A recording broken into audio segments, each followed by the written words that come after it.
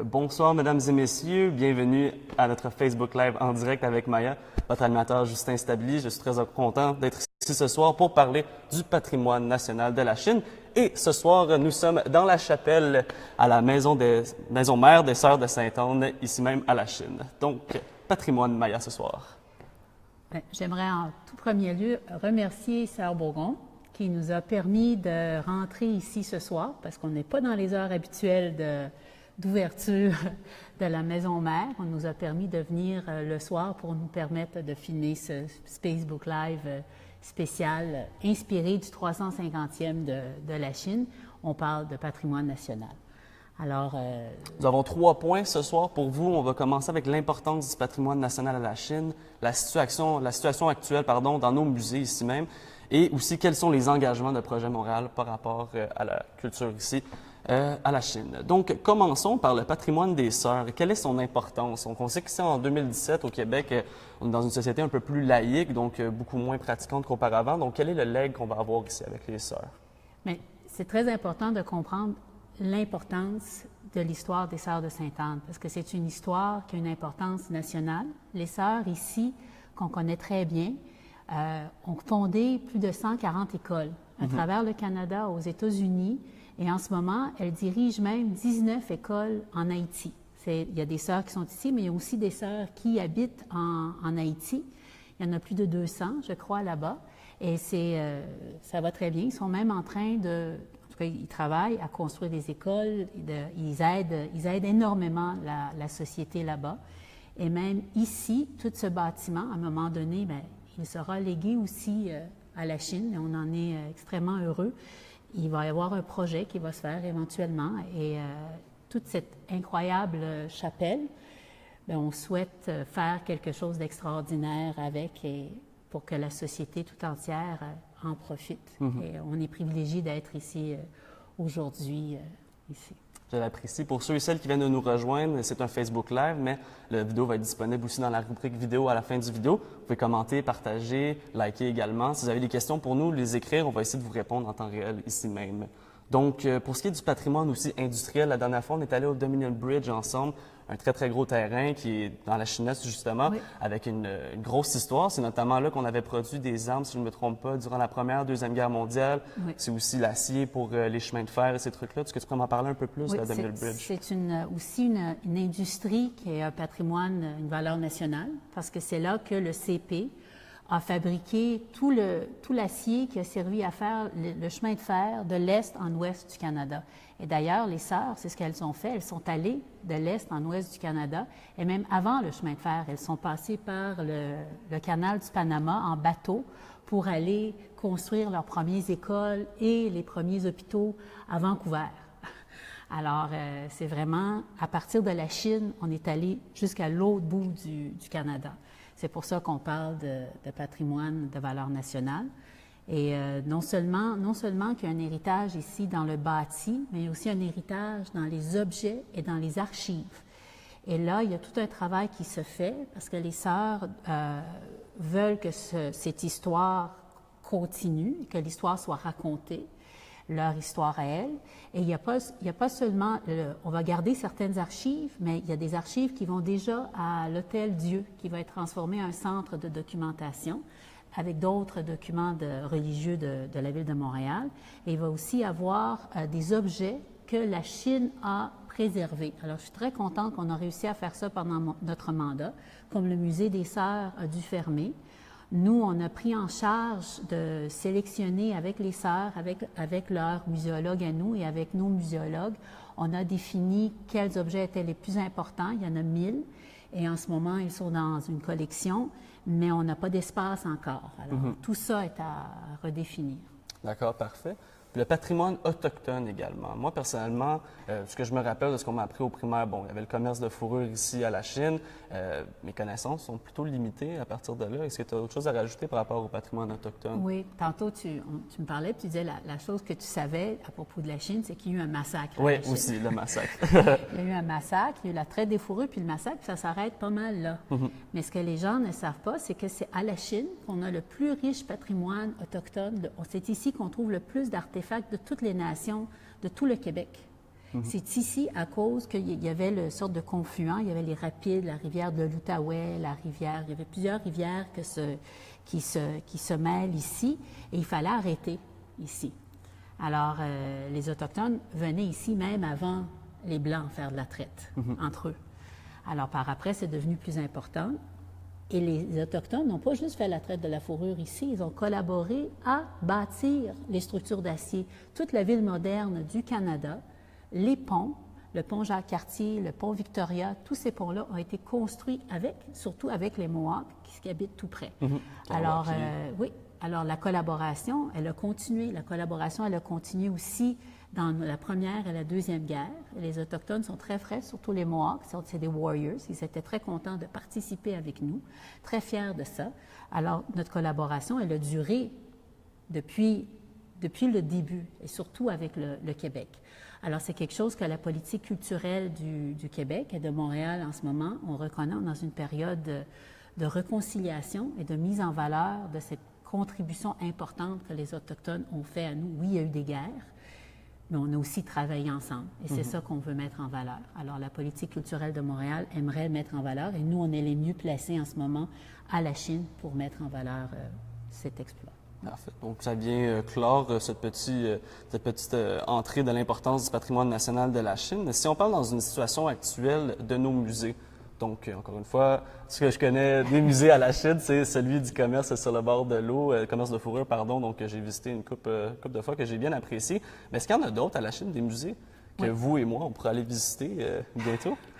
Mais moi, c'est un peu mélangeant, les musées à la Chine. Parce qu'on couvre beaucoup de choses. On couvre l'art contemporain, on couvre l'archéologie, l'histoire autochtone, le musée de la fourrure. Et il y a deux musées. Et en fait, il y en a trois. Il y a un musée fédéral, qui est le musée de Parc Canada, le musée de la fourrure, qui est ouvert surtout en été en ce moment. Et il y a le musée de la Chine, qui aussi ferme en hiver. Alors, c'est le musée, il y a la maison Lebert-Lemoine, qui est la plus ancienne maison encore debout sur l'île de Montréal. C'était la traite de la... Ici même à la Chine. Là. Ici même à la Chine, on a la plus vieille maison. C'est là que se faisait la traite de la fourrure. D'accord. Ouais. Et la maison où on a le musée de fourrure, ça appartenait au début à George Simpson, qui avait l'entrepôt des fourrures pour pour la compagnie de la baie d'Hudson, qui par la suite est devenue le lavoir des Sœurs de Sainte-Anne, où la fondatrice des Sœurs a même fini ses jours à laver le linge des Sœurs. Alors, c'est une importance monumentale, ce bâtiment. Mais tout ça, juste pour dire que tout ça a différentes importances, mais ils sont comme un peu pas reliés. On a un musée qui est dans le sous-sol de l'entrepôt, le musée de la bière d'Aus, de la mise en valeur de la bière d'Aus. Puis en même temps, on a aussi un musée qui est un centre d'interprétation de l'histoire du canal. C'est le seul endroit le long du canal à Montréal où on parle de l'histoire de l'industrialisation. Et ça se trouve dans le petit kiosque, vous savez... L'information entre la Chine et la salle. Oui, qui est pas mal fermé pas mal tout le temps. Alors, une histoire d'une telle importance qui n'est même pas ouverte à l'année longue, pour moi, il me semble que c'est problématique. Puis aussi, on a perdu notre directeur du musée à cause des coupures de la ville-centre, parce qu'on doit, à chaque fois qu'un employé part à la retraite, sur 2 employés qui partent, on peut en conserver juste un. Alors, c'est comme ça, l'an passé, on a perdu notre directeur du musée. Alors là, on est dans un point tournant. On veut conserver notre patrimoine industriel qui disparaît. On veut conserver le plus possible l'histoire et pouvoir raconter l'histoire des Sœurs et aussi mettre en valeur une nouvelle identité autochtone ici à Montréal. On a le potentiel pour le faire, mais on n'a pas encore les ressources et le nécessaire pour que quelqu'un travaille là-dessus à temps plein puis qui aille chercher les fonds nécessaires du gouvernement du Québec puis du gouvernement fédéral. D'accord. Pour ceux qui viennent de nous rejoindre dans notre Facebook Live, ce soir, on parle de le patrimoine ici même à la Chine, patrimoine national, etc. On a notamment parlé du patrimoine des Sœurs, du patrimoine industriel, patrimoine autochtone. Donc, si ça vous intéresse de regarder, la vidéo sera dans la rubrique vidéo à la fin. Donc, là, on arrive au point où est-ce qu'on doit parler des engagements. Qu'est-ce que Projet Montréal veut amener ici à la Chine pour ce qui est trait au patrimoine? Moi, j'aimerais, qu'on en prenne bien soin, puis qu'on mette en valeur ce qu'on a, qu'on réussisse à raconter l'histoire. J'ai parlé avec la la sœur supérieure, ici des Sœurs de Sainte-Anne, avec Rita Larrivée, qui me dit que, d'après elle, cette histoire n'a pas encore été racontée. Parce que oui, c'est une histoire de religion, mais c'est aussi une histoire de femmes fortes qui ont travaillé. Elles ont bâti, elles ont cultivé, elles ont imprimé des livres, elles ont créé le matériel, elles ont fait de la science. Ici, derrière, dans la chapelle, on voit les tableaux de Marie-Hélène de la Croix. Alors, c'était une femme peintre au début du siècle, qui étudiait à Paris. Elle a amené ici cette connaissance-là qu'elle a transmise aux étudiantes ici. Alors, il n'y avait pas d'autre ordre religieux au Québec qui avait ce penchant pour l'observation et pour l'art académique. Alors, ça s'est fait ici. Alors, ces femmes-là étaient fortes, étaient intelligentes et elles étaient entrepreneurs. Alors, ça, oui, il y a une histoire de la religion, mais aussi une histoire d'entrepreneuriat important qu'il faut mettre en valeur. Puis, j'aimerais pouvoir raconter cette histoire-là, trouver un moyen de la rendre centrale à notre développement de la Chineste. Alors, on doit développer des nouveaux quartiers. Faisons en sorte que ce nouveau quartier reflète et se base sur ce qu'on a appris de notre passé, que ça se base sur les exploits des sœurs, sur l'exploit des hommes, des ingénieurs qui ont travaillé dans la Dominion Bridge et sur le travail qu'on a fait avec les Premières Nations ici. Il me semble que c'est un terreau riche pour faire un développement extraordinaire. D'accord. Est-ce que tu aimerais peut-être qu'on ait plus de musées qui sont ouverts à l'année longue, trouver notamment un directeur qui serait ici pour avoir une vision d'ensemble? Oui. Et... Moi, j'ai un point de vue que je partage avec plusieurs personnes, mais bien sûr que si on rentre au pouvoir, on aurait des discussions. Je sais que le musée de Parc Canada, eux, sont en train de redéfinir leur mission. Alors, ils se demandent quoi faire avec le musée de la Fourrure. Ils veulent avoir notre participation là-dedans. Le musée, notre propre musée est en redéfinition. On a commandé des études pour voir qu'est-ce qu'on fait au juste. Et l'histoire industrielle, bien, on n'en fait rien en ce moment, est en train de pourrir dans des sous-sols, dans les usines abandonnées. Alors, il faut qu'on fasse moi, je convoquerais d'urgence une sorte de réunion après avoir été élu avec les différents directeurs du musée. Et je sais même que l'ancien directeur de la Ville de Montréal, qui était occupé de la culture, M. Choquette, je crois, il m'a dit, c'est très, très important, cette culture-là. Puis moi, je suis en tout temps disponible pour travailler avec qui que ce soit pour faire avancer vos projets. D'après moi, il y a un édifice très, très à propos dans la Dominion Bridge. C'était leur siège social. C'est un édifice art déco qui est en très, très belle condition, qui pourrait être réutilisé pour ouvert au public. Ouvert au public, qui pourrait... Oui. Mais c'est pas juste un musée, mais une sorte de...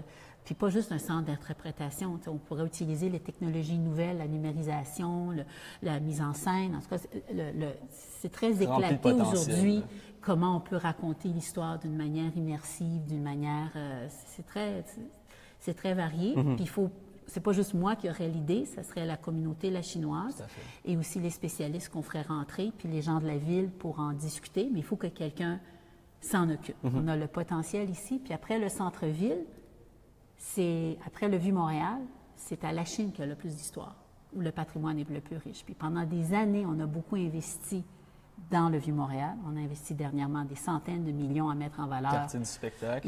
Puis aussi, on a mis en valeur l'égout collecteur jusqu'au coût de 40-50 millions de dollars. Je pense qu'on a plus ici à la Chine à offrir que de mettre en valeur un égout collecteur. J'aimerais ça qu'on vienne mettre en valeur nos institutions, puis les gens qui ont fait de quoi de glorieux ici à la Chine. Tout à fait. Alors, oui, d'accord, mettre en valeur le Vieux-Montréal, mettre en valeur, par exemple, la place des spectacles autour de la place des Arts. Il y a des millions de dollars et des millions de dollars. On n'arrête pas d'investir là. Mais je pense que là, c'est le temps de faire des quartiers culturels, d'investir en arrondissement pour que nous, ici, on soit fiers de notre identité, de qui on est, puis d'être fiers d'être la Chinois. Puis on est juste fiers quand on connaît notre histoire et l'importance de cette histoire-là, parce qu'on a vraiment fait des grandes choses à la Chine. En effet. Avant qu'on se quitte, on va répondre à une question.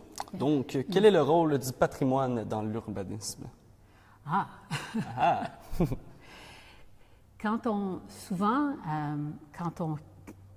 planifie une ville, on peut tout mettre à terre, on peut tout raser, puis construire en neuf. Mais si on a du patrimoine, c'est pas juste une question de laisser une porte ou un clocher, c'est comme des petits symboles, mais de regarder cet ensemble puis de voir qu'est-ce qui nous inspire, comment on peut raconter cette histoire d'après ce qu'on va créer, là. Comment on va faire cette nouvelle ville, puis peut-être qu'on ne verra pas nécessairement les ponts roulants. Peut-être sûr qu'il y en a une partie qui vont rester, mais c'est pas tellement c'est pas tout le temps dans la structure qu'on garde, mais dans la manière dont on fait les rues, dans la manière dont on crée cette nouvelle ville, puis dans la manière qu'on raconte cette histoire-là. C'est sûr que ça serait le fun de garder, de préserver certains éléments clés, mais il faut les trouver, ces éléments clés. Puis il faut savoir comment les mettre dans ce nouveau développement. Puis jusqu'à date, on n'a pas fait d'études spéciales qui nous disent qu'est-ce qu'on doit garder et où et comment le préserver. Cette étude n'a jusqu'à ce jour pas été faite et ça, j'aimerais qu'on le fasse pour que quand on va développer, on le développe dans le bon sens, dans le respect du passé. Parfait. Donc, tu parlais qu'il fallait avoir de la participation de la communauté pour trouver qu'est-ce qui est notre patrimoine, notre identité. Oui. Donc, on vous invite à la maison de nous écrire qu'est-ce qui, pour vous, représente être Lachinois. Puis, on va le prendre en considération lorsque, justement, Projet Montréal va débarquer ici à la Chine. Donc, c'est tout le temps qu'on avait pour ce soir. On se retrouve la semaine prochaine à 18h30 pour un autre rendez-vous. Est-ce que tu avais décidé de quel sujet on allait parler la semaine prochaine? Non. Pas encore? Pas encore. On n'a pas encore décidé. C'est bon, on va faire l'annonce avant la semaine prochaine. Si jamais vous avez des questions encore pour le patrimoine, n'hésitez pas à écrire. On va prendre le temps de vous répondre. Donc, c'est tout pour ce soir. Alors, je vous dis, c'est un plaisir. À la semaine prochaine. Au revoir.